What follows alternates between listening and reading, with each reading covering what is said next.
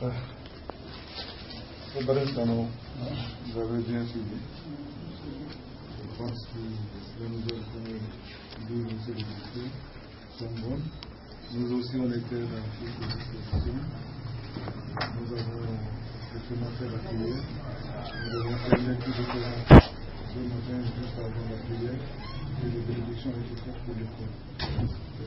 Dans nos sermons aussi, nous avons fait des prières pour cette école, parce que c'est Dieu qui peut nous aider à sortir de toutes ces difficultés. Comme Dieu lui dit dans le Coran, Dieu ne change pas l'état d'un peuple, sauf si le peuple change son état d'esprit et son état d'âme, et sa culture, sa manière de voir des choses et de faire.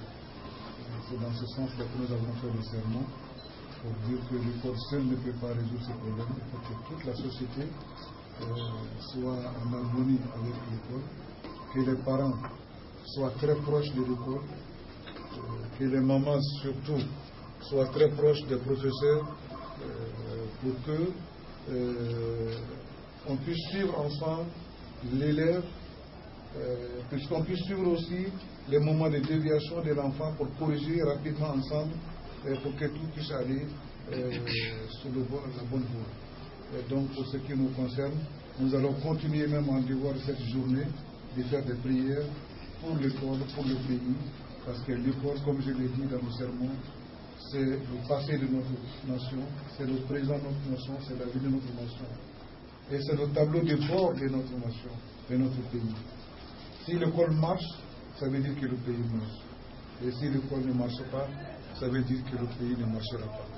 Que Dieu nous aide, que Dieu accepte nos prières, que Dieu sauve l'école ivoirienne, et que Dieu aide Madame la ministre et ses collaborateurs à réussir le pari dans lequel ils sont engagés, et pour que la Côte d'Ivoire de demain soit une Côte d'Ivoire meilleure.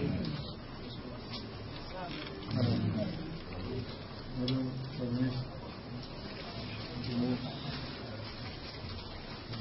Je voudrais, au nom du gouvernement, dire un grand merci au Cheikh Ayman pour toutes les prières qu'il a faites aujourd'hui pour l'école ivoirienne, pour nos élèves, pour tous ceux qui ont en charge l'éducation de nos enfants et surtout pour les conseils qu'il a donnés aux familles, aux élèves.